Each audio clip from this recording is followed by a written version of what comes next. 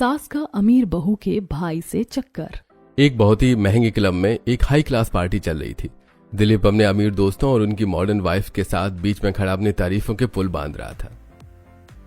अरे यार, तुम लोग खुद ही देख लो, मेरी उम्र 60 के करीब है, लेकिन आज भी मार्केट में निकलता हूँ तो लोग मुझे 40 का समझते हैं। अपना तो पूरा अनिल कपूर वाला स्वैग है। तभी दिलीप की वाइफ वसुधा वहां आती है। वसुधा, तुम मेरे पास यहाँ क्यों आ गई? मैंने तुम्हें मना किया था ना कि पार्टी में तो मेरे पास मत आना।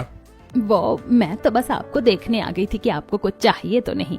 मुझे तुमसे सिर्फ एक ही चीज चाहिए, दूरी। खुद को शीशे में देखा है कभी? एकदम जोकर लग रही हो इस साड़ी में। कितनी मोटी और भद्दी हो गई हो तुम। मेरे दोस्त क्या सोचेंगे कि इतने स्मार्ट और फिट आदमी की बीवी ऐसी गवार है। अरे चल दिलीप, भाभी जो बेचारी पुराने जमाने की हैं, इसलिए ऐसी हैं। सीरियसली दिलीप, मुझे तो समझ नहीं आता कि तुम इनके साथ पब्लिक में कैसे एडजस्ट करते हो। She looks so outdated. तभी वसुधा खुद को शीशे में देखती है और सभी लोग जोर जोर से वसुधा पर हंसने लगते हैं। वसुधा ये सब देखकर बहुत दुखी हो जाती है और वहां से चली जाती है। अगले दिन दोपहर को दिलीप अपने रूम में सोफे पर बैठा लैपटॉप पर कुछ काम कर रहा था। तभी वसुधा कमरे में आती है। सुनिए, बहुत दिन हो गए हम दोनों कहीं बाहर नहीं गए। अगले हफ्ते दूसरे शहर में मेरे एक रिश्तेदार की बेटी की शादी है। आप भी चलिए ना मेरे साथ, बहुत मजा आएगा। इसी बहाने हम दोनों थोड़ा घूम भी लेंगे। मुझे डिस्टर्ब मत करो, मैं काम कर रहा हूँ। अरे चलिए ना, वहाँ सब लोग आपके बारे में पूछेंगे। हम दोनों साथ चलेंगे तो सबको कितना अच्छा लगेगा। Are you mad? मैं तुम्हारे साथ और उस शादी में जाऊंगा? नेवर। कल पार्टी में देखा था ना, लोग तुम्हारे बारे में क्या बोल रहे थे। पर मैं तो आपकी पत्नी हूँ ना। अरे जो पत्नी बन के रहो, मेरी इज्जत का कबाड़ा मत करो। लुक एट मी, मेरी इतनी उम्र हो गई है पर मैं आज भी यंग लगता हूँ। और खुद को देखो, 80 साल की बुढ़िया लगती हो तुम। तुम्हारे साथ चलूंगा तो लोग मुझे तुम्हारा छोटा भाई समझेंगे। दिलीप की ये सब बातें सुनकर वसुधा दुखी होकर वहां से चली जाती है। अगली सुबह दिलीप ट्रैक सूट पहनकर जिम जाने के लिए निकल रहा था। तभी वसुधा चाय नाश्ता लेकर उसके पास आती है। कल रात आपने कुछ नहीं खाया था, मैंने आपके लिए गरम गरम नाश्ता बनाया, थोड़ा सा खाकर जाइए। दिलीप गुस्से में वसुधा से नाश्ता की प्लेट लेकर जमीन पर फेंक देता है। तो मैं कितनी बार बोला है कि मैं ये तेल वाला कचरा नहीं खाता। मैं डाइटिंग पर हूँ। अपना ये समोसा और कचौड़ी अपने पास रखो। मैं तो बस आपकी सेहत का। ओ प्लीज, अपना ये ड्रामा बंद करो। मैं समझ गया हूँ तुम्हारी चाल। तुम चाहती हो कि मैं भी ये सब खाकर तुम्हारी तरह एकदम भद्दा, मोटा और बदसूरत हो जाऊं, पर ऐसा नहीं होगा। लेकिन एक बात तो तय है कि अगर मैं तुम्हारे साथ रहा या तुम्हारे हाथ का ये जहर खाया तो मैं भी तुम जैसा बूढ़ा हो जाऊंगा। लेकिन मैं ऐसा नहीं करूंगा। और हाँ, दूर रहा करो अब तुम मेरे से। यह सब बोलकर दिलीप गुस्से में वहां से चला जाता है। अगले दिन दोपहर का समय था। हॉल में दिलीप और वसुधा अलग अलग सोफे पर बैठे थे। तभी घर का बड़ा बेटा ध्रुव और छोटा बेटा मोहित वहां आते हैं। उन दोनों के साथ में 2 लड़कियां भी थी। डैड, मॉम, सरप्राइज, ये तान्या है और हम दोनों ने शादी कर ली है। और मॉम, ये निधि है, मैंने अभी इससे शादी कर ली है। व्हाट? अरे तुम दोनों का दिमाग खराब हो गया है क्या? मेरी परमिशन के बिना, मुझसे बिना पूछे तुम दोनों इन लड़कियों से शादी कर ली और यहाँ ले आए। ये क्या कर दिया बच्चों? इतना बड़ा फैसला तुमने अकेले ही ले लिया। डैड, तान्या मेरी पसंद है और हम एक दूसरे से प्यार करते हैं। अगर आपको हमारा ये रिश्ता और हमारी पसंद मंजूर नहीं है तो कोई बात नहीं, हम अभी अपना सामान पैक करते हैं और इस घर को हमेशा के लिए छोड़कर चले जाते हैं। हाँ डैड, मैं भी निधि के साथ घर छोड़ दूंगा, फैसला आपको करना है। Stop it. घर छोड़ने की कोई जरूरत नहीं है। तुमने मेरी नाक तो काट ही दी है, अब तमाशा मत बनाओ। दिलीप ये कहकर गुस्से में वहां से चला जाता है। रात का समय हो जाता है। वसुधा ने दोनों बहुओं का गृह प्रवेश करवा दिया था। अब पूरा परिवार एक साथ डाइनिंग टेबल पर खाना खाने के लिए बैठा था। वसुधा सबके लिए खाना परोसने के बाद दिलीप के बिल्कुल बगल वाली कुर्सी पर बैठने लगती है। तुम यहाँ क्यों बैठ रही हो? वो यही कुर्सी खाली थी तो वहां कोने वाली कुर्सी पर जाकर बैठो। तुम्हारे पास बैठने से मुझे सफोकेशन होती है, दूर रहा करो मुझसे। वसुधा चुपचाप कोने वाली कुर्सी पर जाकर बैठ जाती है। देखो, अब तुम दोनों ने शादी कर ही ली है जैसे भी, लेकिन तुम्हारी शादी हो गई है। अब कल इसी घर में एक ग्रैंड रिसेप्शन पार्टी होगी। मैं अपने सारे वीआईपी दोस्तों को बुलाऊंगा और एक अच्छी पार्टी होगी। दिलीप की आवाज सुनकर सभी घर वाले खुश हो जाते हैं। अगले दिन रिसेप्शन पार्टी रखी जाती है। तान्या और निधि अपने अपने पतियों के साथ खड़ी थी और दिलीप अपने हाई क्लास दोस्तों के साथ खड़ा बातें कर रहा था। वही कमाल है दिलीप, तुम्हारे दोनों बेटों की शादी भी हो गई और आज तुम भी इनके बड़े भाई लग रहे हो। इसका सीक्रेट क्या है यार? अरे कुछ नहीं यार, मैं बस डेली जिम और अच्छे से डाइटिंग करता हूँ। तभी वसुधा एक नॉर्मल साड़ी पहनकर वहां आती है और दिलीप के पास खड़ी हो जाती है। नमस्ते भाई साहब। Are you out of mind? तुम यहाँ मेरे दोस्तों के बीच क्यों घुस रही हो? मैंने तुम्हें कितनी बार कहा है कि मुझसे और मेरे दोस्तों से दूर रहा करो, लेकिन तुम्हें कुछ समझ नहीं आता। अब जाओ यहाँ से। वसुधा दुखी होकर वहां से चली जाती है। दूर खड़ी तानिया ये सब देख रही थी। ये कैसा बदतमीज इंसान है, अपनी ही बीवी को दोस्तों के सामने ऐसे जलील कर रहा है। ये अच्छा नहीं हो रहा है मम्मी जी के साथ। मुझे कुछ करना होगा मम्मी जी के लिए। कुछ समय बीत जाता है। रिसेप्शन पार्टी खत्म हो चुकी है। वसुधा अपने घर की छत पर खड़ी रो रही है। तभी तानिया वहां आती है। मम्मी जी रिलैक्स, आप क्यों रो रही हैं? आप क्यों उस इंसान के लिए आंसू बहा रही हैं जिसे आपकी कोई कद्र ही नहीं है? क्या करूं तानिया, तुम्हारे ससुर जी को मेरे लुक से ही नहीं, अब तो मेरे होने से भी नफरत है। मैं उनकी मॉडर्न दुनिया में कहीं फिट नहीं बैठती। तो फिट बैठिए ना मॉम, किसने रोका है आपको? डैड आपको इसलिए इग्नोर करते हैं क्योंकि आपने खुद को इग्नोर करना शुरू कर दिया है। मेरी मानिए, अपना ये ओल्ड स्कूल अवतार डस्टबिन में डालिए। कल से आप मेरे साथ जिम चलेंगी, योगा करेंगी, डाइटिंग करेंगी और ये बोरिंग साड़ियां छोड़कर मेरे जैसी अच्छी ट्रेंडी ड्रेस पहनेंगी। अरे पागल हो गई है क्या? इस उम्र में मैं ये सब करूंगी तो लोग क्या कहेंगे?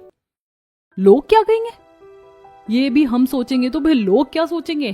कम ऑन मॉम, एक बार कभी खुशी कभी गम की पू वाला एटीट्यूड लाइए। खुद के लिए जिएंगी, अपनी लाइफ एंजॉय करेंगी तो देखना डैड भी इंप्रेस होकर आपके पीछे पीछे घूमेंगे। तानिया की बातें सुनकर वसुधा खुश हो जाती है और अगले ही दिन से वो तानिया के साथ जिम जाना शुरू कर देती है और साथ में अपने लुक्स पर भी ध्यान देती है। कुछ समय बीत जाता है। एक दिन वसुधा एक अच्छी ड्रेस पहनकर दिलीप के पास आती है। सुनिए, कैसी लग रही हूँ मैं? आज तो मैं भी आपके साथ पार्टी में चल सकती हूँ, है ना? अब तो मैं भी मॉडर्न हो गई हूँ। क्या है ये सब? वसुधा, तुम्हें लगता है ये टीनेजर्स वाली ड्रेस पहनकर तुम कटरीना कैफ लगोगी? पर आपने ही तो कहा था कि मैं जोकर लगती हूँ। मैं तो बस आपके जैसी दिखने की कोशिश। Just shut up. मेरी क्लास और तुम्हारी चीप मेकओवर में बहुत फर्क है। उम्र ढल गई है तुम्हारी, लेकिन अकल नहीं आई। मैंने पहले भी कहा था और आज भी कह रहा हूँ, तो मेरे साथ मेरी पार्टीज में नहीं जाओगी, मतलब नहीं जाओगी। दिलीप गुस्से में वहां से चला जाता है। मैंने सोचा था बुढ़ापे में हम दोनों एक दूसरे का सहारा बनेंगे, एक साथ रहेंगे, पर मैं कुछ भी कर लूं ये इंसान कभी मेरा नहीं हो सकता। इस भरी पूरी फैमिली में आज एकदम अकेली हो गई हूँ। इस शहर से दूर एक नए शहर में तान्या का कजन भाई गौतम अपने घर के हॉल में सोफे पर बैठा टीवी देख रहा होता है। तभी उसकी पत्नी पल्लवी वहां आती है। सीरियसली गौतम, मैं सुबह से ऑफिस में क्लाइंट्स के साथ अपना दिमाग खराब कर रही हूँ और तुम यहाँ आराम से बैठकर टीवी देख रहे हो? पल्लवी, तुम जानती हो मार्केट की हालत क्या है। मेरी जॉब छूट गई है। मैं रोज इंटरव्यू दे रहा हूँ लेकिन मुझे जॉब नहीं मिल रही है। अब इसमें मैं क्या कर सकता हूँ? इसमें मेरी गलती तो नहीं है ना? इसमें तुम्हारी गलती नहीं है, इसमें सबसे बड़ी गलती मेरी है कि मैंने तुम जैसे एक यूजलेस और बेरोजगार इंसान से शादी की। मेरे सारे कलीग्स के हस्बैंड्स बड़ी बड़ी कंपनियों में काम करते हैं और मेरा हस्बैंड घर में बैठकर बस टीवी देखता रहता है। गौतम ये सब सुनकर बहुत दुखी हो जाता है और वहां से चला जाता है। ऐसे कुछ दिन बीत जाते हैं। एक दिन पल्लवी अपने कुछ अमीर दोस्तों के साथ हॉल में बैठी कॉफी पी रही थी और किसी बड़ी बिजनेस डील पर डिस्कस कर रही थी। तभी गौतम वहां आता है। पल्लवी, ये बिजली का बिल भरना था तो। Are you blind Gautam? तुम्हें दिख नहीं रहा है कि मैं अपनी फ्रेंड्स के साथ एक बहुत इंपॉर्टेंट मीटिंग कर रही हूँ? और तुम मुझे ये बताओ कि तुम मुझे छोटी छोटी बातों के लिए डिस्टर्ब क्यों करते हो? वैसे भी तुम्हें काम ही क्या है? सारा दिन इधर उधर टाइम पास करने के अलावा आता ही क्या है तुम्हें? अरे पल्लवी, तुम तो घर पर फुल टाइम हाउस हस्बैंड मिल गया है जो घर को अच्छी तरह से संभाल सकता है। सही कहा अजय, ये इसी लायक है। सब गौतम पर जोर जोर से हंसने लगते हैं। गौतम दुखी होकर वहां से अपने कमरे में चला जाता है। क्या मेरी कोई सेल्फ रिस्पेक्ट नहीं है? जॉब के आगे मेरी पत्नी तो मुझे इंसान ही नहीं समझती। हर जगह बस मेरी बेइज्जती करती रहती है। ऐसा कोई नहीं है मेरी लाइफ में जिसे मैं ये सब बता सकूं, अपनी बातें शेयर कर सकूं। अब मैं बिल्कुल अकेला पड़ गया हूं। गौतम और पल्लवी के बीच उम्र का अंतर अब दोनों के रिश्ते में भी फासले लाने लगा था। कुछ समय बीत जाता है। रात का समय था। गौतम अपने रूम में था। तभी पल्लवी वहां आती है। कल से अपनी पैकिंग शुरू कर दो गौतम, मेरा ट्रांसफर हो गया, हम लोग शिफ्ट कर रहे हैं। शिफ्ट पर कहां? और तुमने मुझसे एक बार पूछा तक नहीं। तुमसे पूछने की जरूरत क्या है? पैसे मैं कमा रही हूँ, डिसीजन मैं लूंगी। और हाँ, हम उसी शहर में जा रहे हैं जहाँ तुम्हारी बहन तान्या रहती है। मैंने तान्या के मोहल्ले में ही एक नया फ्लैट बुक कर लिया है जो मेरे नए ऑफिस के बहुत पास है। अब पैकिंग करना शुरू कर दो, हमें जल्दी ही यहाँ से निकलना है। कुछ दिनों बाद पल्लवी गौतम उसी मोहल्ले में शिफ्ट हो जाते हैं जहां दिलीप, वसुधा, तान्या और निधि रहते थे। आज गौतम और पल्लवी ने पार्टी रखी थी। सभी लोग आए हुए थे। तान्या और निधि भी वहां आई हुई थी। वाह पल्लवी भाभी, मानना पड़ेगा घर का इंटीरियर एकदम क्लासिक और प्रीमियम है। भैया आपकी चॉइस बहुत अच्छी है। और प्लीज तान्या, इसमें तुम्हारे भैया की कोई चॉइस नहीं है। ये घर, ये इंटीरियर सब मैंने करवाया है, वो भी अपने पैसों से। पल्लवी को तो शर्म भी नहीं आ रही है। ये मेरी ही बहन के सामने मुझे नीचा दिखा रही है। ऐसे कुछ समय और बीत जाता है। दिलीप का घर आज बहुत अच्छे से सजा हुआ था। क्योंकि आज दिलीप और वसुधा की एनिवर्सरी की पार्टी थी। सभी आए हुए थे, गौतम और पल्लवी आ चुके थे। तभी दिलीप वहां आता है। अरे वाह दिलीप, मानना पड़ेगा बॉस, उम्र तो जैसे तुम्हारी मुट्ठी में कैद है। तुम तो आज भी अनिल कपूर को टक्कर दे रहे हो यार। Happy anniversary. हाँ थैंक्स रमन। डैड का ये मैं हूँ डॉन वाला एटीट्यूड कभी खत्म नहीं होगा। ऐसा लग रहा है जैसे एनिवर्सरी नहीं, इनका कोई सोलो फैशन शो चल रहा है। वो तो है तान्या, पर सासू माँ कहाँ है? वो अभी तक नीचे नहीं आई। तभी वसुधा वहां आती है। उसने आज एक बहुत ही सिंपल साड़ी पहनी हुई थी। वसुधा सीधे दिलीप के पास जाकर खड़ी हो जाती है। वसुधा, ये क्या पहन कर आई हो तुम? मेरी एनिवर्सरी की पार्टी है या किसी की शोक सभा? पर ये तो मेरी फेवरेट साड़ी है। शट अप, जरा खुद को आईने में देखो, बिल्कुल जोकर लग रही हो। मेरे सारे दोस्त अपनी वाइफ के साथ मॉडर्न ड्रेसेस में आए हैं और तुम यहाँ मेरी काम वाली बाई लग रही हो। तुमने कसम खा रखी है ना कि मुझे मेरे दोस्तों के सामने हमेशा जलील करवाओगी। अब जाओ यहाँ से और मेरे पास मत आना। वसुधा दुखी होकर दूर एक कोने में जाकर खड़ी हो जाती है। तभी गौतम वहां आता है और कोने में खड़ी उदास वसुधा के पास जाता है। एक बात कहूं, सुंदरता की कीमत हर किसी को समझ नहीं आती। आप इस साड़ी में सच में बहुत ब्यूटीफुल लग रही हैं। और रही बात लोगों की, तो लोगों का तो काम ही है बोलना। नहीं हूँ मैं ब्यूटीफुल। अगर मैं ब्यूटीफुल होती तो मेरे हस्बैंड मुझे अपनी वाइफ समझते, ना कि घर में रखा कोई फर्नीचर समझते। तुम्हें पता है मैं अपने हस्बैंड के लिए घर का वो पुराना फर्नीचर हूँ जिसे कोई देखना नहीं चाहता। अब मैं बिल्कुल अकेली हो गई हूँ। मैं आपका दर्द बहुत अच्छे से समझ सकता हूँ, क्योंकि मेरी कहानी भी बिल्कुल ऐसी ही है। मेरी पत्नी पल्लवी के पास पैसा, स्टेटस सब कुछ है और सबके लिए टाइम है सिवाय मेरे। मैं तो बस एक फेलियर हूँ उसकी नजरों में। उसने तो मुझे इंसान समझना ही छोड़ दिया है। गौतम और वसुधा इसी तरह कुछ देर बातें करते हैं और फिर गौतम अपने घर चला जाता है। अगली सुबह वसुधा ट्रैक सूट पहनकर घर से बाहर निकलती है और गौतम के साथ वॉक करने के लिए निकल जाती है। दोनों एक साथ वॉक करते हुए पार्क में पहुंच जाते हैं। सीरियसली आपने दिलीप जी को प्रोटीन शेक में चीनी मिला दी थी? अरे और नहीं तो क्या, बहुत घमंड है ना उन्हें अपनी डाइट का। वसुधा और गौतम बातें करते हुए वॉक कर रहे थे। तभी निधि और तान्या उन्हें देख लेती हैं, जो कि पूजा करके मंदिर से लौट रही थी। तान्या वो देखो, सासू माँ और आपके गौतम भैया, ये दोनों यहाँ सुबह सुबह क्या कर रहे हैं? मॉम और गौतम भैया, और मॉम इतनी खुश। मैंने डैड के साथ भी मॉम को कभी इतना हंसते हुए नहीं देखा। निधि मुझे तो कुछ गड़बड़ लग रही है, जरूर दाल में कुछ काला है। तान्या और निधि वहां से चली जाती हैं। शाम का समय हो चुका होता है। वसुधा अच्छे से तैयार होकर कहीं जा रही थी। तभी तान्या वसुधा को रोक देती है। क्या बात है मॉम, एकदम परफ्यूम वर्फ्यूम लगाकर कहाँ की तैयारी है? किसी स्पेशल किटी पार्टी में जा रही हो क्या? अरे नहीं तान्या, मैं तो बस ऐसे ही थोड़ा बाहर जा रही थी वॉक करने। आजकल हवा खाना बहुत जरूरी है ना सेहत के लिए, बस इसीलिए बाहर जा रही थी टहलने के लिए। वसुधा ये बोलकर जल्दी से वहां से चली जाती है। तान्या जल्दी से बाहर जाती है और चुपके से वसुधा को देखती है। वसुधा गौतम के साथ एक कार में बैठ रही थी। अनबिलीवेबल, मॉम ने मेरे मुंह पर इतना बड़ा झूठ बोला। हवा खाने का बहाना, मॉम गौतम भैया के साथ कार में जा रही है। पर कहाँ जा रही है मॉम गौतम भैया के साथ? और सबसे बड़ी बात, मुझसे छुपाने की क्या जरूरत थी? कुछ तो चल रहा है इन दोनों के बीच। वसुधा गौतम के साथ कार में बैठकर वहां से चली जाती है। कुछ समय बीत जाता है और रात हो जाती है। तान्या अपनी बालकनी में खड़ी फोन चला रही थी। तभी बाहर गौतम की कार आकर रुकती है और कार से वसुधा बाहर निकलती है और गौतम को बाय बोलकर घर के अंदर चली जाती है। हे भगवान, रात के 10:30 बजे भैया मॉम को ड्रॉप करने आए हैं और दोनों किस तरह हंस रहे थे। और मम्मी जी ने जाते जाते मुस्कुराते हुए भैया को बाय भी बोला। कुछ तो बड़ा लोचा चल रहा है इन दोनों के बीच। अब तो मुझे सीधा एसीपी प्रद्युमन बनना ही पड़ेगा और पता करना ही पड़ेगा कि आखिर क्या चल रहा है इन दोनों के बीच। दोपहर का समय था। एक जूस सेंटर पर वसुधा और गौतम एक टेबल पर आमने सामने बैठे जूस पी रहे थे और हंस रहे थे। तभी वहां तान्या और निधि आती हैं और वो दोनों वसुधा और गौतम को एक साथ देखकर वहीं रुक जाती हैं। निधि उधर देख, हमारी सासू माँ और मेरा कजन भाई गौतम, ये दोनों यहाँ क्या कर रहे हैं? और मैंने पिछली कई दिनों से नोटिस किया, ये दोनों आजकल कुछ ज्यादा ही हम साथ साथ हैं वाले मोड में चल रहे हैं। तान्या, मुझे तो कुछ और ही लग रहा है।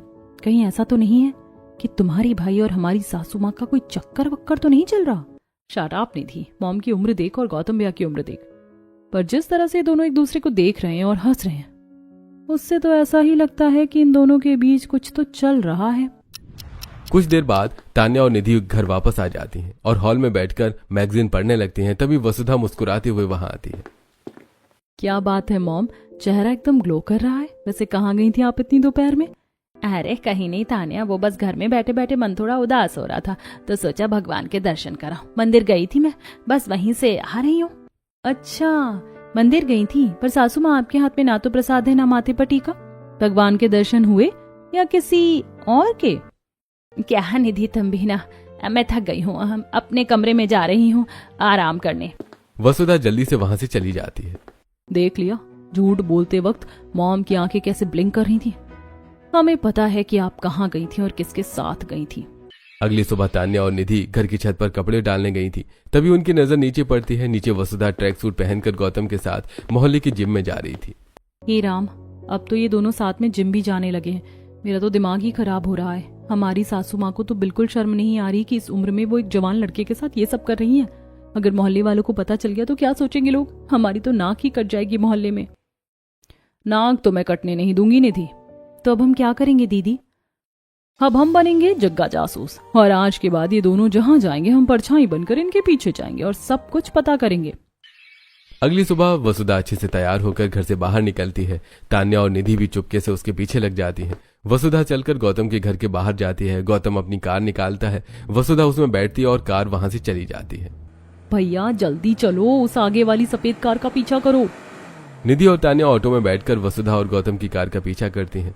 कार एक योगा सेंटर के बाहर रुकती है। वसुधा और गौतम कार से उतरते हैं और योगा सेंटर के अंदर चले जाते हैं। निधि और तान्या योगा सेंटर के बाहर खड़े होकर गौतम और वसुधा का इंतजार करने लगती हैं।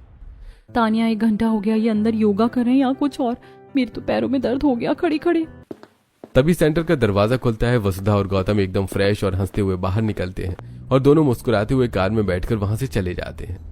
अभी ये दोनों कहाँ जा रहे हैं? निधि और तान्या फिर से गौतम और वसुधा की कार का पीछा करती है। कार एक पार्क के पास जाकर रुकती है। गौतम और वसुधा पार्क में बैठकर आइसक्रीम खाने लगते हैं। निधि और तान्या दूर खड़े होकर उन्हें देख रही थी। हाय दैया, तान्या देखो कैसे दोनों साथ में आइसक्रीम खा रहे हैं। सासू माँ को ससुर जी का जरा भी ख्याल नहीं है। इस उम्र में भी अपने से आधे उम्र के लड़के के साथ चक्कर चला रही है। ये योगा वोगा तो बहाना है, मुझे तो चक्कर आ रहे हैं ये सब देखकर। सासू माँ को सच में शर्म नहीं आई ये सब करते हुए? शर्म को मारो गोली निधि, एविडेंस कलेक्ट करो। तान्या अपने फोन से वसुधा और गौतम की 3-4 फोटो क्लिक करती है। परफेक्ट, अब हमारे पास पक्के सबूत हैं।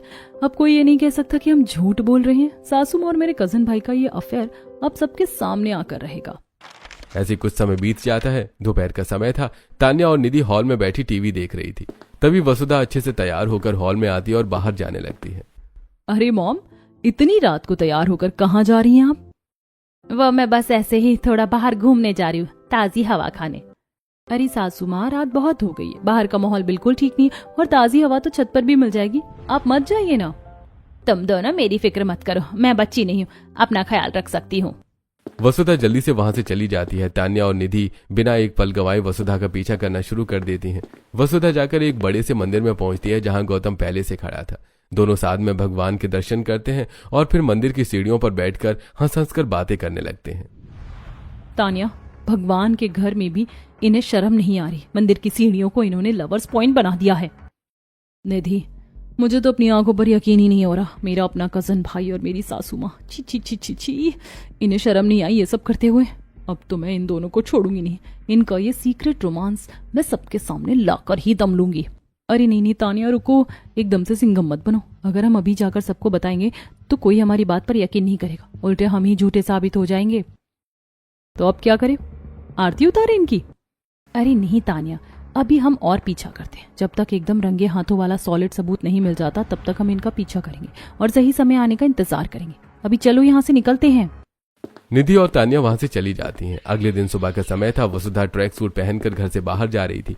तान्या और निधि भी उसके पीछे लग जाती हैं। वसुधा एक प्लेग्राउंड के पास पहुंचती है जहां गौतम पहले से ही मौजूद था। दोनों साथ में अंदर चले जाते हैं और टेनिस खेलने में लग जाते हैं। हे राम तान्या, ये देखो, सासू माँ तो सानिया मिर्जा बनी घूम रही है। इनफ इज इनफ, अब बहुत हो गया। अगर बाहर वाले किसी रिश्तेदार या डैड के दोस्त ने इन्हें ऐसे देख लिया तो हमारी तो सोसाइटी में बहुत गंदी बेइज्जती हो जाएगी। अब हम ये सब ध्रुव और मोहित को बताएंगे। इनका सच तो अब सामने आकर ही रहेगा। निधि और तान्या वहां से चली जाती हैं और सीधे अपने घर पहुंचती हैं। घर पर ध्रुव और मोहित सोफे पर बैठे टीवी देख रहे थे। टीवी छोड़ो ध्रुव, यहाँ रियल लाइफ में बहुत बड़ा गेम चल रहा है।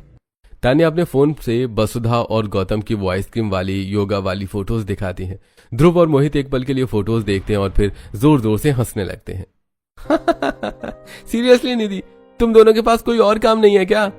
अरे तुम दोनों हंस क्यों रहे हो? ये सच है, मम्मी जी और गौतम भैया का चक्कर चल रहा है। ओ कम ऑन तान्या, ये सब कैसा प्रैंक है? आजकल एआई का जमाना है, कोई भी फोटो बन जाती है। मॉम थोड़ी अजीब है, शांत रहती हैं, इसका मतलब ये थोड़ी है कि वो तुम्हारे भाई के साथ अफेयर करेंगे। और हाँ, तुम दोनों अपना ये जासूस वाला दिमाग सीरियल देखने में लगाओ, रियल लाइफ में नहीं। ये बोलकर ध्रुव और मोहित वहां से चले जाते हैं। पल्लवी बेड पर बैठी लैपटॉप पर काम कर रही थी। तभी गौतम बहुत घबराया हुआ कमरे में आता है। उसके हाथ में कुछ रिपोर्ट्स थी। पल्लवी, मुझे तुमसे कुछ बहुत जरूरी बात करनी है। ये रिपोर्ट्स, मुझे कुछ बताना है तुम्हें। गौतम प्लीज, मुझे कुछ नहीं सुनना। मेरी एक इंटरनेशनल क्लाइंट के साथ बहुत इंपॉर्टेंट मीटिंग चल रही है, इसीलिए प्लीज मुझे परेशान मत करो। अब जाओ यहाँ से।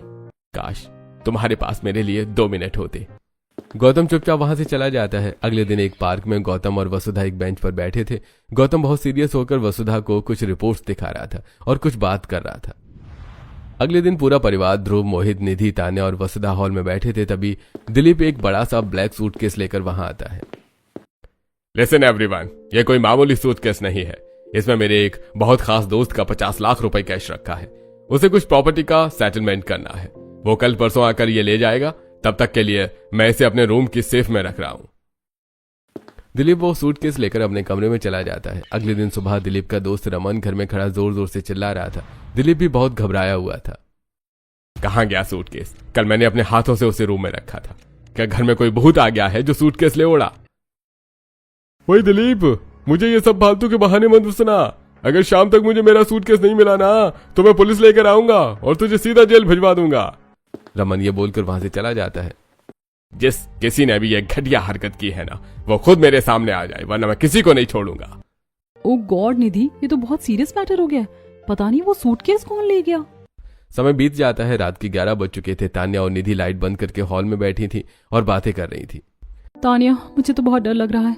50 लाख कोई छोटी रकम थोड़ी है। अगर पुलिस आ गई तो सबको लाइन में खड़ा करके डंडे मारेगी। पता नहीं घर का भेदी कौन है जो वो ब्लैक सूटकेस उड़ा ले गया।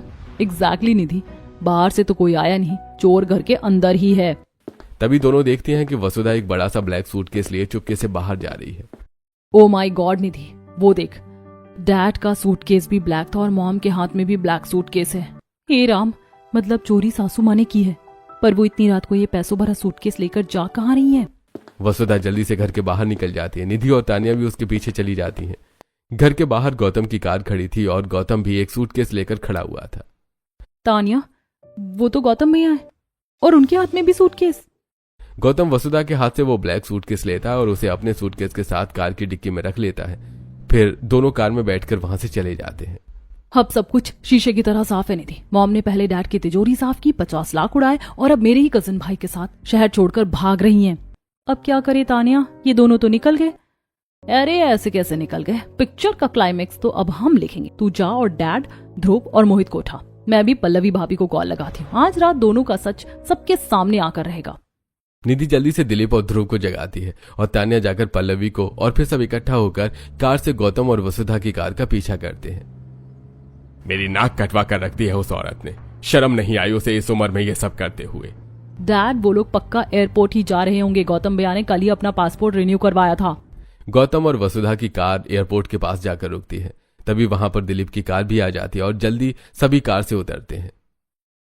मुझे तुमसे ये उम्मीद नहीं थी वसुधा। तुम अपने से आधे उम्र के आदमी के साथ आशिकी लड़ा रही थी। शर्म नहीं आई तुम्हें ये सब करते हुए? आप क्या बोल रहे हैं? Shut up. तुम दोनों का ये गंदा नाटक अब खत्म हो चुका है। और तुम गौतम, माना कि तुम बेरोजगार हो, पर पैसों के लिए तुम इतने गिर जाओगे कि इस आउटडेटेड बूढ़ी औरत को फंसाकर इसके साथ भागने लगोगे। छी, मुझे तो घिन आ रही है ये सोचकर कि तुम मेरे पति हो।